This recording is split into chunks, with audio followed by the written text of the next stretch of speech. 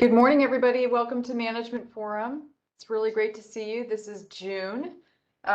June is the summer. It's traditionally the time of new beginnings and, vacations and all the things that we love to do. And this year, this summer, we're going to be doing all those things again for the first time in quite some time, which is wonderful. We also know with respect to the pandemic that things are really looking optimistic. California has one of the lowest case rates in the nation. San Francisco, for San Francisco, that's been true for quite some time. We have one of the highest vaccination rates of any place in the world. We have 71% of our entire population that's been vaccinated now, and 90% of people over 65 have been vaccinated. All these things are really positive, and we can see the city opening up. I was around and about in the city this weekend, and there were really a lot of people out there. So what that means for us is that things will be changing. We've already issued some changes in policies about meetings. We know that things have been changing with respect to security and screening and visitation, and we'll talk more about that today.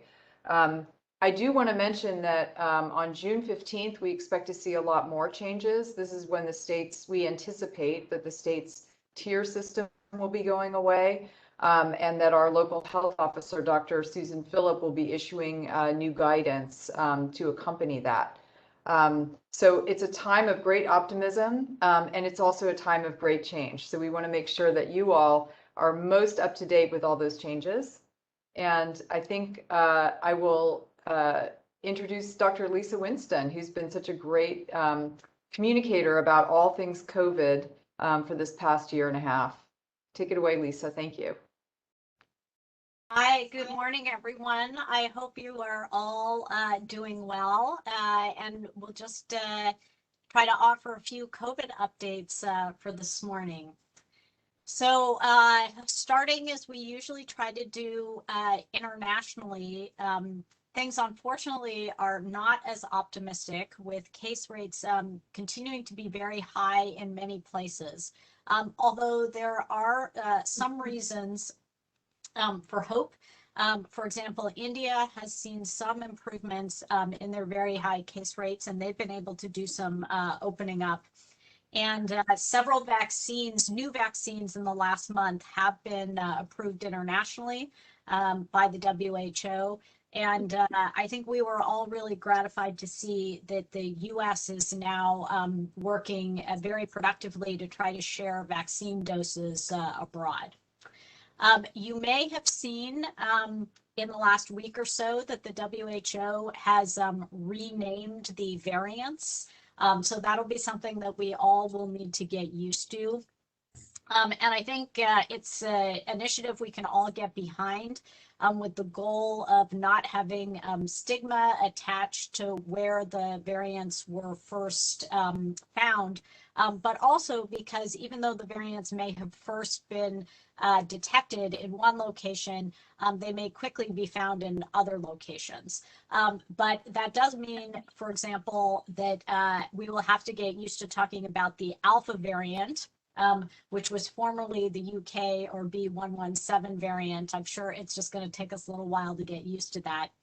Likewise, the Beta variant was known as the South African variant, or B.1.351. So I'm sure we'll get used to that over time.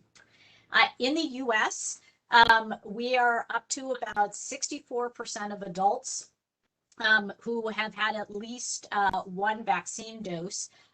But this is highly variable by state and by region. So many states, including California, are offering incentives to get vaccinated.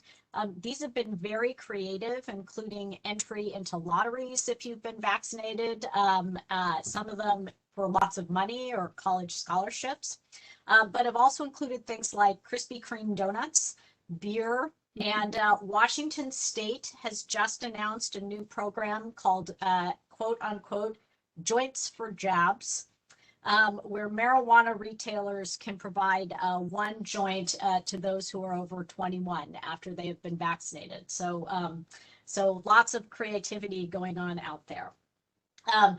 More importantly, cases and deaths have dramatically decreased. And as Susan mentioned, California really right now has the lowest calculated transmission rate in the US based on cases per 100,000 and the test positivity rate. So lots of reason for optimism.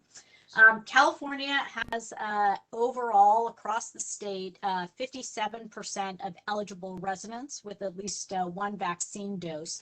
And some of these numbers are a little different because, for example, the rate I gave you because of the way they're calculated. So some of them are by, eligible people, meaning those who are 12 and older, and some of them are for adults only. So when we see these variations, it's just important to look and see which percentage of the population we're talking about.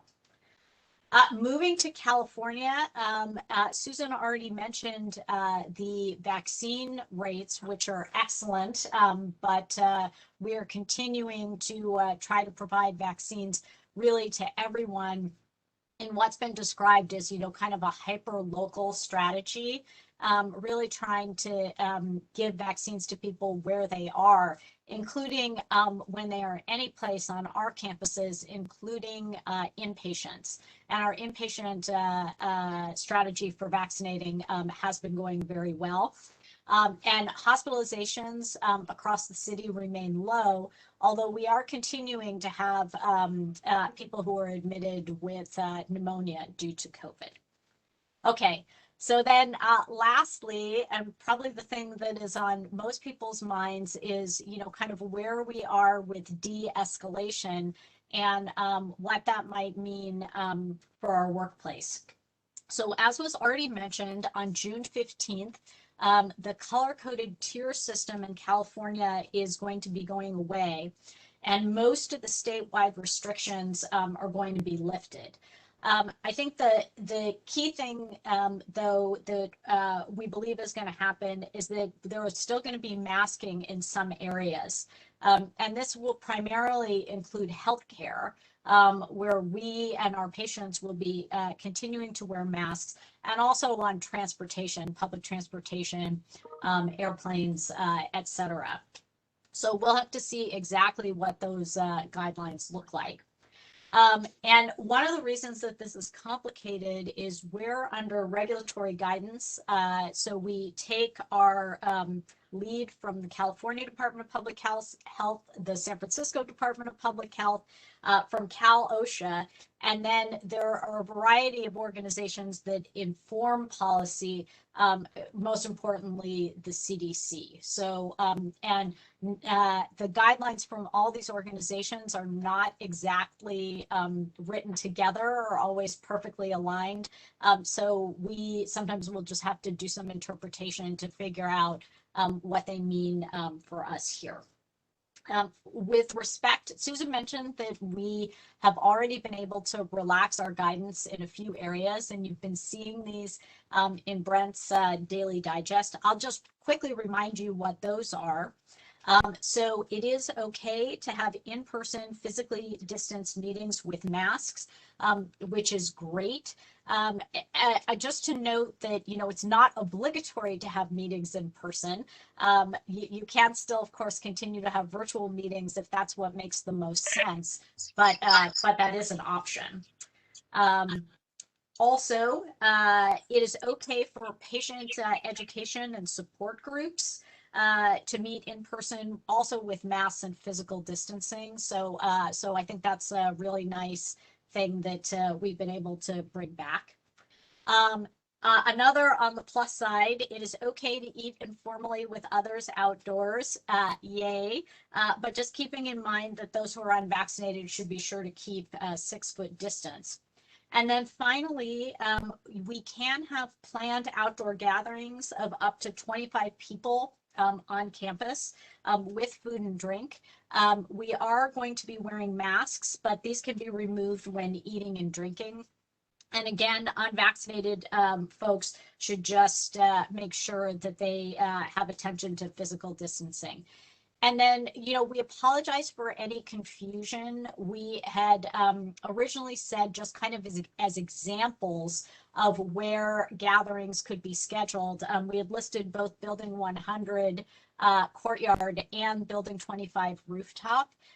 But unfortunately, it turns out not for COVID reasons, but for, kind of security and access reasons, that at the moment, the Building 100 courtyard just isn't accessible. So for the time being, the main place where people, if they want to book and schedule something on campus, the location that's available is the 7th floor of Building 25, and not currently the Building 100 courtyard, although we certainly hope that more outdoor spaces can become accessible as we move forward.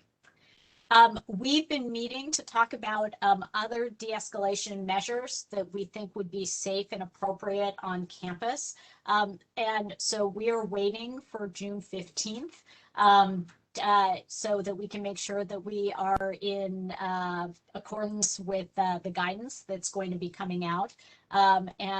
So we hope that we will be able to introduce some other things shortly.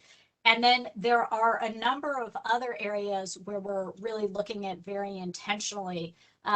So for example, there were some all facilities letters that came out from the California Department of Public Health yesterday regarding testing for people who are asymptomatic and fully vaccinated, both staff and patients.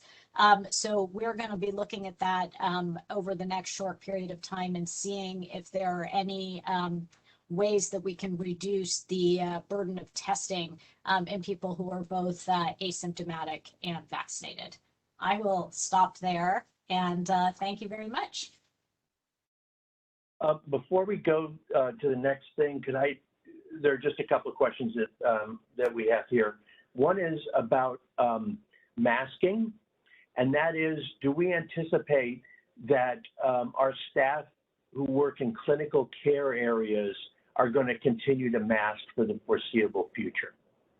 Yeah, that's a great question. We do anticipate that probably in most likely in all indoor public and clinical care areas, we expect that we will all be masking for the foreseeable future. That doesn't mean that it will happen indefinitely, but that is our guess as to the guidance that is going to be coming to us from the state, from what we've heard so far. And just one more, and that is, just kind of the kind of general wisdom says that we've had much milder cold and flu season because of masking and other precautions. Is that correct? Yeah, it's really been quite amazing, actually. So this was first noticed for influenza, and actually not just here, globally, influenza cases were really largely absent for the first time. Quite incredible, with decreases in other viruses as well. And, we've been talking quite a bit about this. Many people have been talking about it because, of course, it's not really tolerable to stay in lockdown forever. That is not going to happen.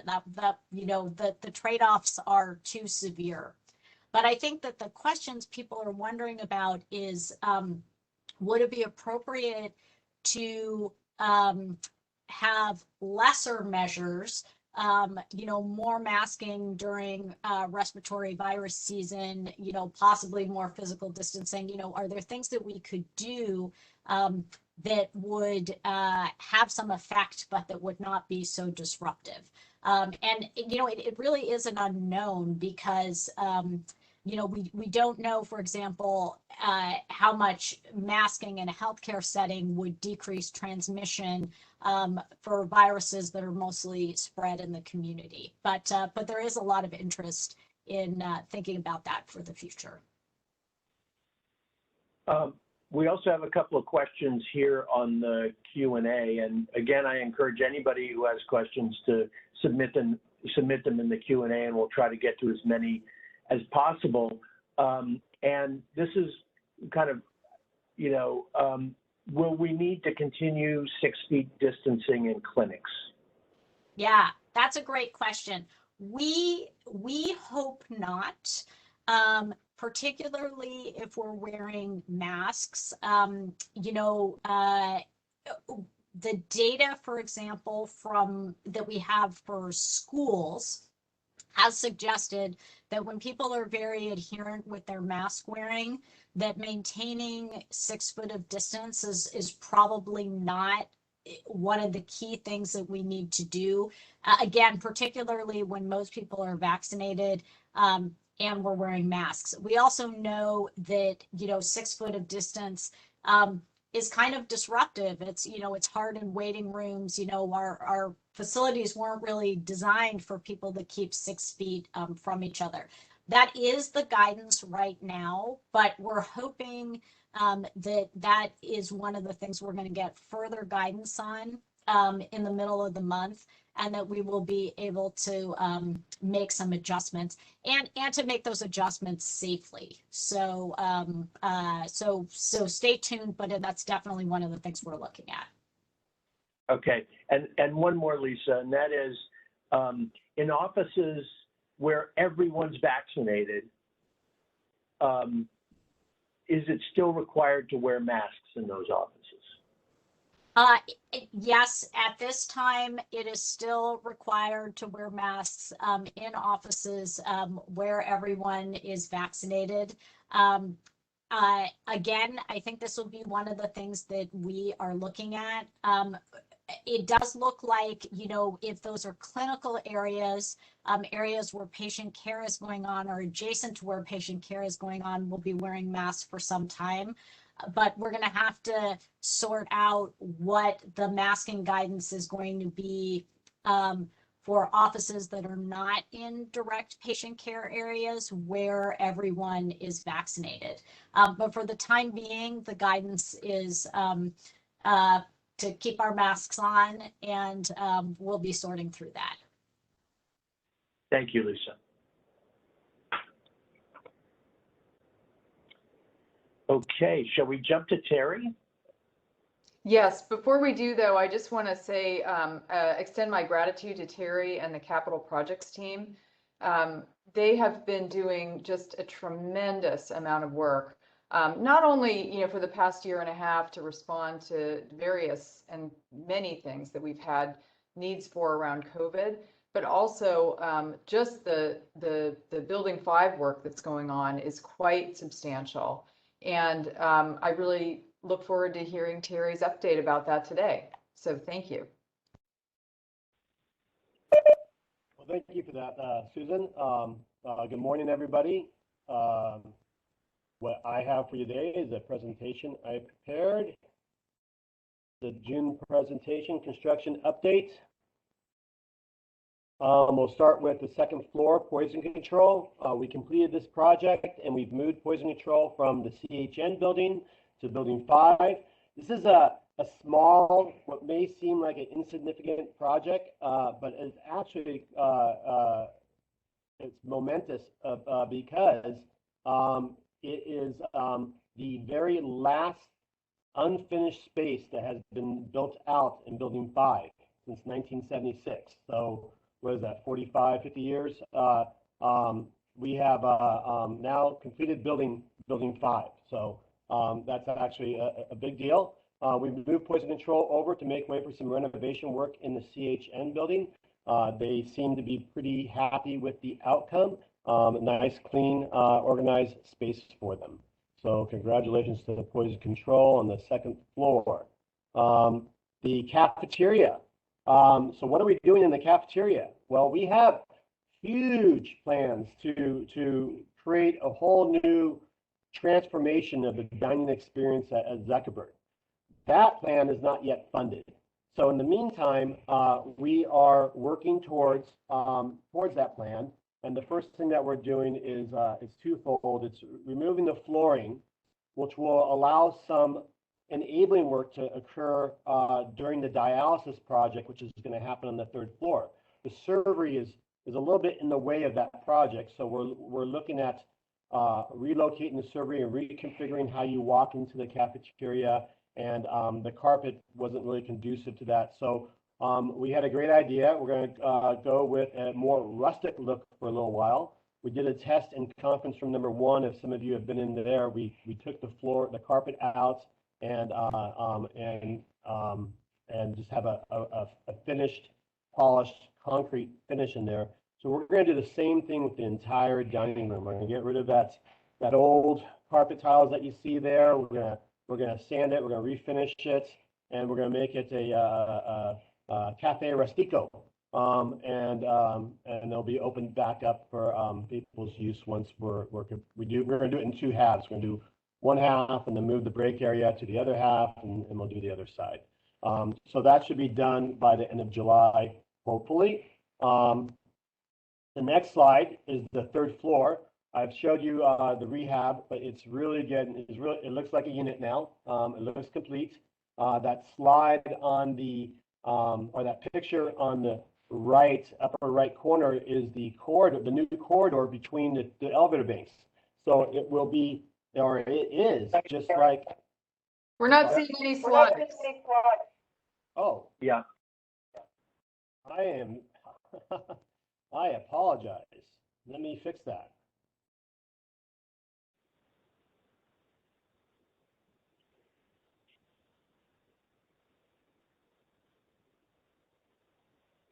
How about now? Yeah, now Yes, we're talking. thank you. Well, I apologize for that snafu. Just going back real quick.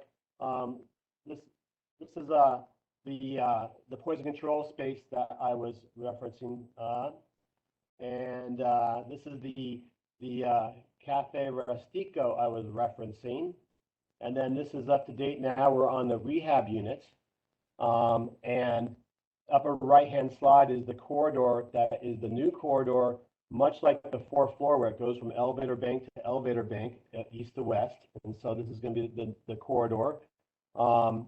We are on the verge of opening this up. We have the usual snafus that we run into at the end of a project with OSHPD and air balance and fire alarm. And in this case, we got a wavy mirror we have to straighten out. So we got a few things that we're trying to make right before we actually get occupancy of the space. But as you can see, there's a picture of the waiting room is the first picture, and registration desk, and then some exam rooms below that, and then the large gym is on the lower right. The project that will follow, or actually the adjacent project to this space, is the dialysis unit. So as soon as we get occupancy for this project, we will begin the dialysis project in earnest. And that will relocate the occupants of building 100 dialysis unit to building 5.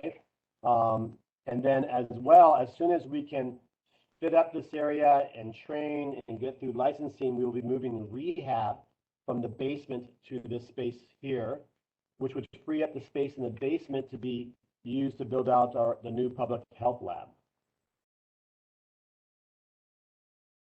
This is the 6th floor open office space that was built to handle surge. As we do the seismic project, we're going to have to move people around, and people's offices will be displaced, and this will be a place to hotel people for a period of time while the work is happening. This is 99% complete. Again, we got some fire alarm testing to do to complete before we get our occupancy.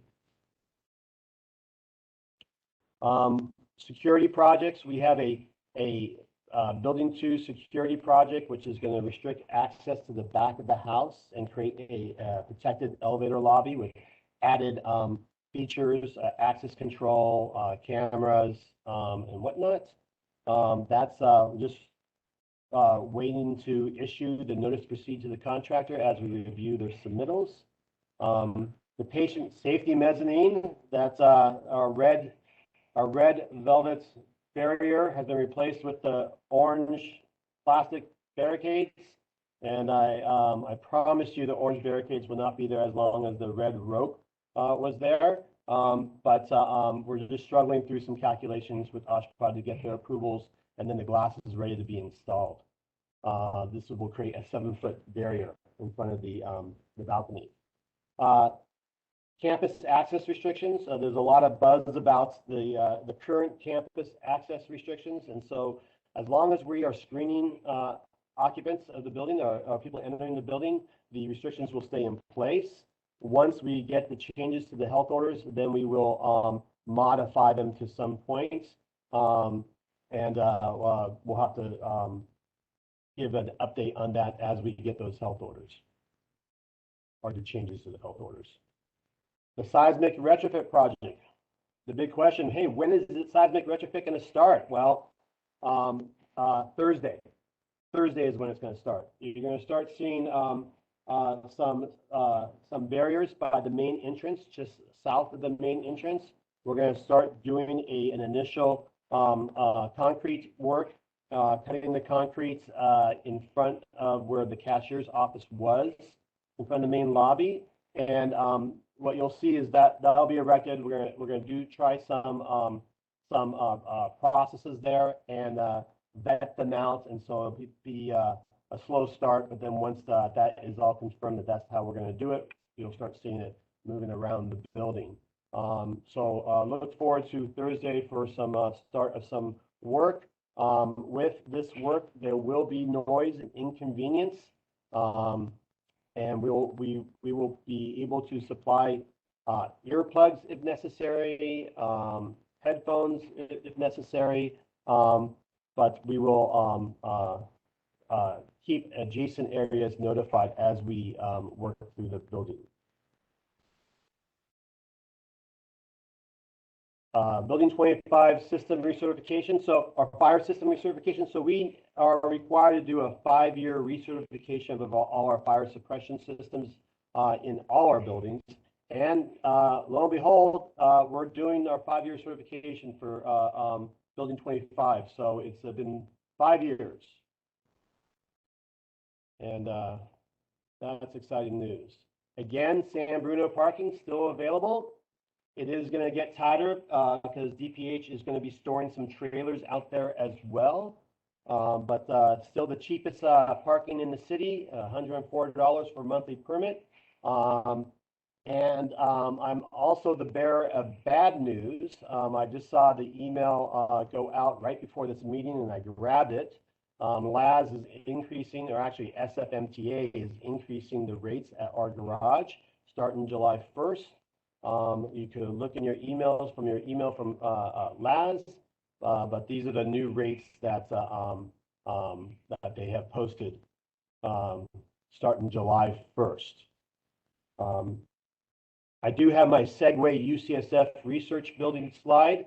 I believe that I am going to present on this because I don't. Oh, I see Ken Humphreys, so I will pass the baton. I will pass the baton to Ken to present on the UCSF research building. Yeah, I don't have a slide today, so if you want to keep that up there, that'd be great. But currently, over the next month, we're going to be doing mechanical, electrical, plumbing inserts in the metal decks. A little bit of noise, excuse me, being generated by that work. On top of that, we're pouring the slabs on the metal decks. Starting Thursday, we'll be on level 3. The following pour will be Tuesday to finish out level 3. And this is going to continue through mid July.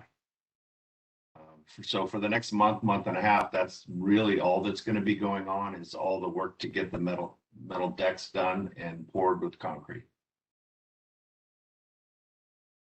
If there's no questions, it's a short report, but that's what's going to be going on over the next month and a half.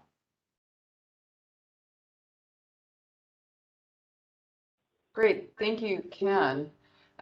So I think we're at the, correct me if I'm wrong, Brent, but we're at the general Q&A portion of the management forum, is that right? Well, I actually have a couple of questions for Terry before we jump to that, Susan. Oh, please, go right okay. ahead. So, Terry, when you're doing your cafeteria work, will there be any window of interruption of service in the cafeteria? There should be no disruption of services in the cafeteria during the floor work. Okay. You mentioned there may be need for earbuds or headphones during the seismic work to, for areas. How would people avail themselves of getting those things if they needed them? Earplugs should be available in CPD. If you're on the CPD, you could ask for some earplugs. We're going to ask them to stock up on them, and if needed, bolster their supply. Okay. And one more quick one. Has there been discussion about some more permanent installation at the screening entrances? Instead of the kind of rolling barriers. Has there been any discussion about that? Yeah, there is we are working on an overall lobby plan that's going to take multiple years to complete because that involves multiple different phases. But initially, once we get restrictions released or relaxed for screening, we're going to do some temporary barricades to control access to people who have business in the building, and it's going to be a little bit of a PDSA type process where we're going to have a navigator at the front of the lobby to direct people to where to go in the lobby to be checked in, and then once they get a credential to go through a kind of a choke point so we can control who's having access to the building. And so we have initial plans and we're going to try them out. But as far as the long term, we do plan on fortifying or improving the temporary nature of the lobby as it is right now. It's a little bit chaotic right now, but there is ideas to put some less, more organization to it. Better flow. Yeah, I'd like to add to that, just to underscore what Terry is saying. There are several areas where we've learned a lot in the pandemic, and these are things that these are areas where we want to take those learnings and go forward and not be exactly the same as we were before the pandemic. I would say, for example, this management forum is one of those. This format seems to work better for us and for all of you than the in-person format, mainly because it allows more people to participate than were able to participate before. And we are able to achieve that without a huge reduction in participation. So we're going to plan to continue this going forward, even when we don't have restrictions for gathering as we do now. The other example, more linked to what Terry is talking about, is building access and security. What we've learned during the pandemic is when we have access controls to the building is safer, more secure, more staff and patient friendly than it was before the pandemic. And this was something we knew anyway through the expertise of our security director, Basil Price. We just weren't able to implement it. So what Terry is describing are permanent access controls to the buildings so that we will continue to access buildings through limited entrances, namely in buildings 25, 5, and through building 90 for 80 and 90. This takes a lot. It's not just about a capital project. There's a lot of operational changes that need to happen in order to implement these. And so Terry is exactly right in describing this as a PDSA, because the way it's physically oriented is going to, you know, need to be tested, but even more importantly, the way it's operationally implemented is going to be important. So for example, the way clinics handle drop-in patients, that's going to have to be retooled in order to be consistent with our building that is more controlled with access and security. So lots more to come on this, but suffice it to say that we're trying to take advantage of the learnings we had during the pandemic and make sure that we incorporate them into our operations going forward.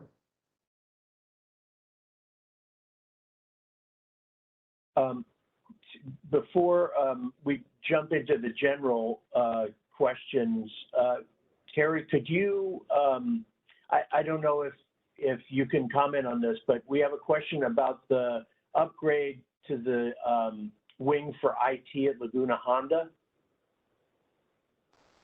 Yeah, I saw that. Unfortunately, or fortunately, as the case may be, I don't have any responsibilities for the capital improvements at Laguna Honda, so I cannot report out on that. Apologize. Okay. We will try to find out and get some information about that.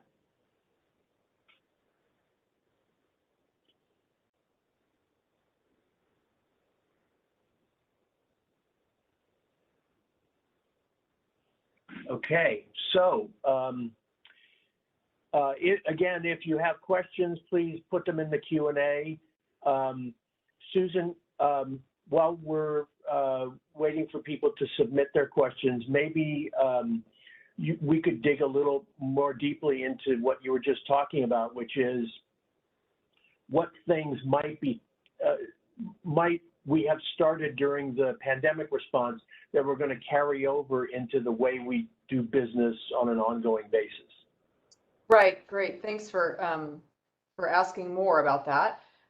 So first of all, I just want to express my appreciation to Lisa and to Terry and Ken for giving updates about their areas. This is I always learn so much, and I'm sure you all are learning stuff as well along with me. So the executive team has been thinking about this, and we formed 5 work groups to try to address the areas where we knew there would be changes that we need to accommodate as we move into this, I hate to say post-pandemic, because I think the pandemic is really going to be with us in some way, shape, or form for a while, but in our new future. I'll just express it that way. So we've talked about a couple of them. One is advice on meetings and gatherings. Lisa gave a really nice update on where we are with that, and that we will have changes going forward. I want to just add to that by saying that just because we can meet in person doesn't mean that we always should. And so one of the things we're going to try to do in that group is provide some guidance for you about how to make a choice about whether a meeting should continue to be virtual or to be in person. One thing I've learned personally in the pandemic is that doing things virtually for everything really comes at a big cost. We lose connections with individuals and people, and we don't, in some cases, we're not getting work done as effectively as we otherwise could when we're not in person. So sorting through that, I mean, that's not just an issue for the hospital. I think that's an issue for the world and the way it does business. So we'll try to be very thoughtful about that. The second area is access and security. And we've talked about that pretty extensively. Again, that's an area where there's a lot of changes. Third area is testing and vaccination. And we've already made some changes there. So for example, we don't do pre-procedure testing anymore for people who are fully vaccinated. So you know, that's an area as well where we'll continue to see changes, and we will follow directions, especially after June 15th, when we expect to see more changes. Fourth area is communications. We have learned a lot about communicating more during the pandemic, and we intend to continue to do that. So for example, we'll continue to have a daily digest that we provide to you. We would like to continue the moment to pause. We want to continue the virtual management forum. So there's a lot of ways that we want to make sure that we continue to communicate with you in a more robust way and more consistently than we did before the pandemic. And the fifth area, I am just drawing a total blank on. Somebody's going to need to help me here. Thank you. The fifth area is remote work policy. Remote work, right, thank you. Okay, so that is an area where we are going to take our lead from HR, DPH HR, and they are in the process also, I think, of thinking about, what we've learned in the pandemic, what we will, what we want to continue to do remotely, what we want to do in person. It's very synonymous with the meeting guidance we're talking about. There are some cases where, we may want to continue working virtually where we didn't before the pandemic. But in that case, we're going to defer really to DPHHR. UCSF also has its own rules about this. And, to the extent that we can make those congruous for everybody, we will. We as ZSFG don't have a lot of influence in making them be entirely congruent, but we will make sure to help interpret that for you and help make that work for all of us in DPH and UCSF on campus as much as possible. So more to come on that. Anyway, that's an overview of some of the things. I guess maybe one other area that we've learned a lot about is access into our urgent services, meaning the emergency department, urgent care, and the clinics. And we've had the benefit of some relaxation of EMTALA rules. Those relaxation conditions are still in place, but we'll want to make sure that we use the learnings that we've had during this time of getting people, sorted out to the most appropriate location. So right person, right place, right time, right service. That's another area where we have some work ongoing. So with that, I think I'll stop and see what other questions people have about any of that I just mentioned or anything else. Yeah, we have some good questions there in the Q&A, Susan. A couple to Terry. When will the Wellness Center open for in-person classes?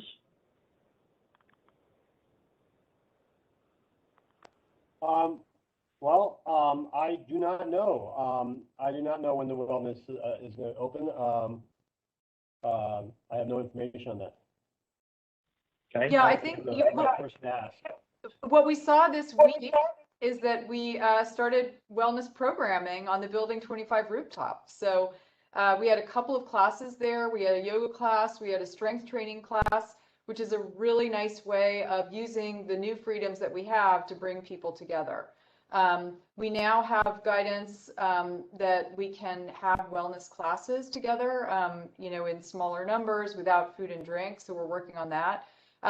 What the opening is for that place is going to also depend on where we decide to do testing and vaccination.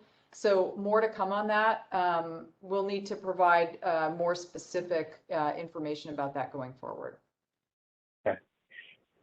Terry, can you see the next couple of questions there also about capital projects? Yeah, so the seismic work outside Building 5 is going to start on Thursday. I do see some fencing going up. So you'll start seeing that being built out. The work basically is doing some saw cuts and in the vertical saw cuts in the concrete. It'll happen during business hours. Right now, the cashier's office is an unoccupied space, so it will have no immediate impact to any occupants inside the building. There may be some noises. The saw cutting generally is not the noisiest work that happens. You will hear it, but it won't be the rat-tat-tat-tat that you would get from drilling. It'll be during business hours. And it's kind of a PDSA also in that space because they're kind of testing out some protocols that we established during our mock-up phase of the project. The next question is, what's the anticipated date that have office space in 7M Hall and Wing be asked to move forward? So, and will you be going to explore? So there's a lot of people impacted at the building and there's schedules being developed. And so as we get closer and have a better understanding of what that impact is, you'll be reached out to. I do not have specific dates for specific locations. Next one is, will health information services, location, quality of work environment be affected by cafeteria lab remodel? I do not think that the cafeteria project will impact medical records, but definitely the lab remodel will have an impact to the a medical record space. They're actually going to be moving a wall into the space, so there'll be less square feet in medical records.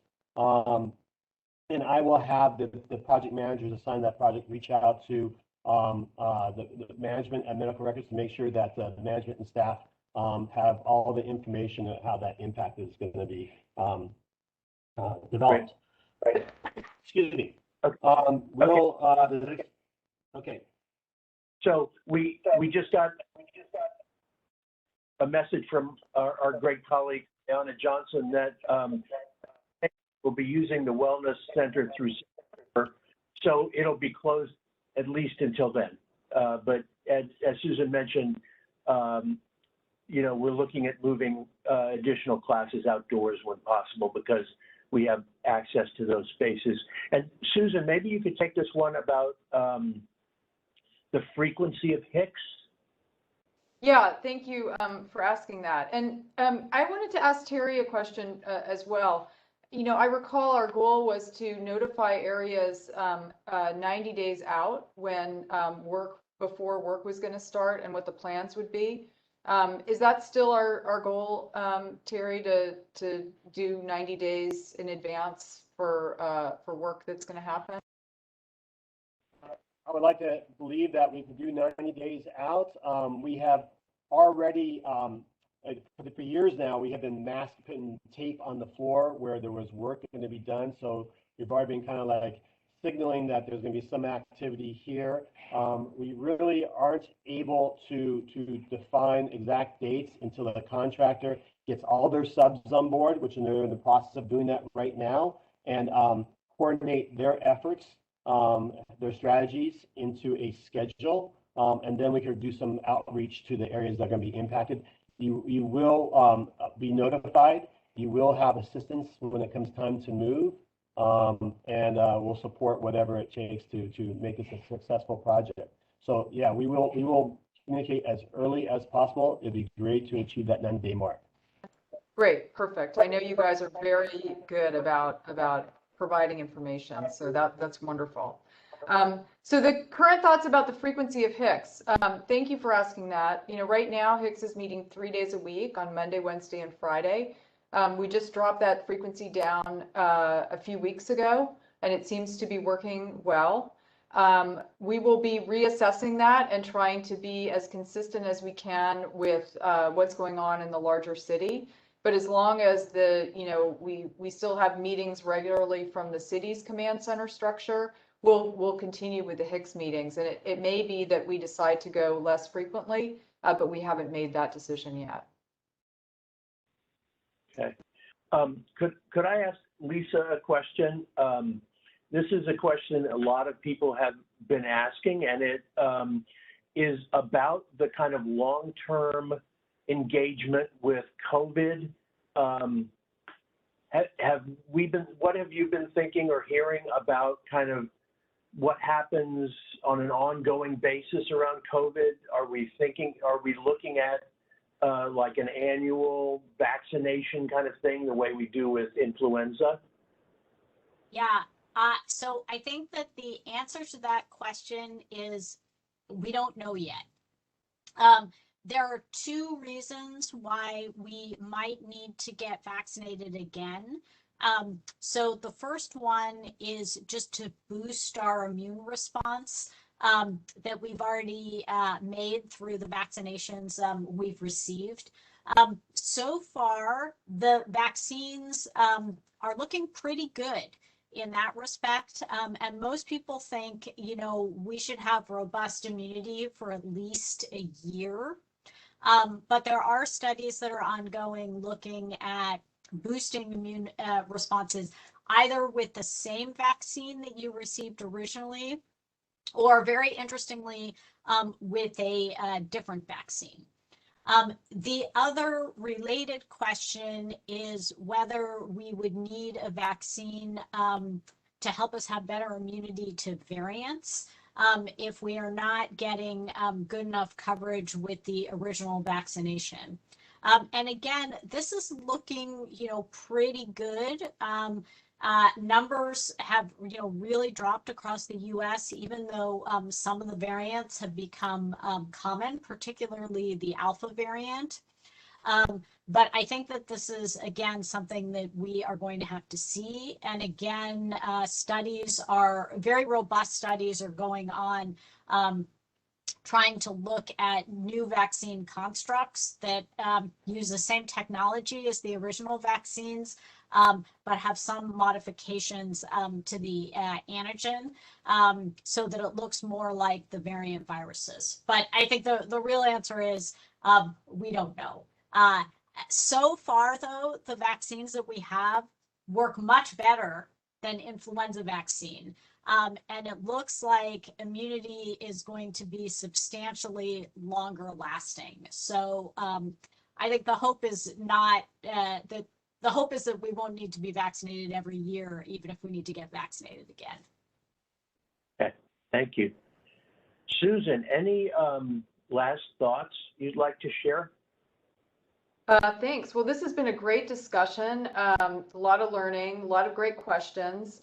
I really encourage you to send your comments and feedback to either Brent or I.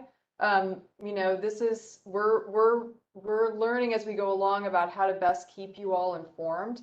And if there's anything that we can do to change the way these meetings are conducted that would improve your ability to stay informed. In addition to the other things that we're doing around communication, I would love to hear about that.